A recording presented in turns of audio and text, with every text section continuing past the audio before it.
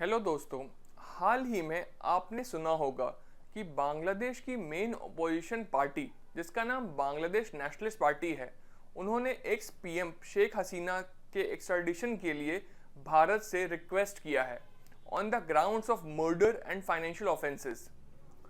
पर इससे पहले जानते हैं कि एक्स्ट्राडिशन होती क्या है और इससे रिलेटेड ट्रीटीज क्या क्या हैं।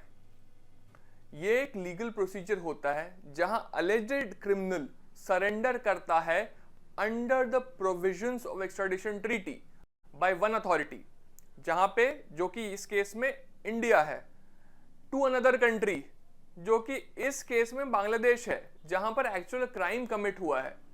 इंडिया ने बांग्लादेश के साथ 2013 में एक्स्ट्राडिशन ट्रीटी साइन की थी, जिसमें 2016 में अमेंडमेंट्स किए गए ताकि एक्स्ट्राडिशन प्रोसेस को और स्मूथ किया जा सके। इसके कुछ इंपॉर्टेंट प्रोविजंस ये कहते हैं कि एक्स्ट्राडिटेबल ऑफेंस वो है जिसमें 1 साल की मिनिमम पनिशमेंट हो और ड्यूअल क्रिमिनलिटी का प्रिंसिपल अप्लाई हो, यानी कि ऑफेंस ऐसे हो जिसे दोनों देश में पनिशेबल माना जाता हो। लेकिन इस ट्रीटी में भी कुछ एक्सेप्शंस हैं। अगर ऑफेंस पॉलिटिकल नेचर का हो तो एक्स्ट्राडिशन वैलिड नहीं रहेगी। अब अहम सवाल ये है कि क्या बांग्लादेश हसीना को एक्स्ट्राडिट करवाएगा, और अगर हाँ तो इंडिया के पास क्या क्या ऑप्शंस हैं। हसीना पे 3 मेन चार्जेस लगे हैं। पहला, मर्डर, जिसमें एक ग्रोसरी स्टोर के ओनर की मौत हो गई थी पुलिस फायरिंग में। सेकंड, 2015 में लॉयर की किडनैपिंग। एंड थर्ड, जेनोसाइड का केस।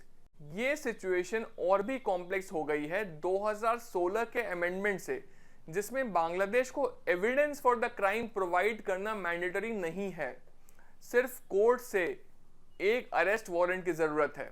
1975 की बात है जब शेख हसीना के फादर शेख मुजीबुर रहमान को असैसिनेट किया था बांग्लादेश आर्मी ने।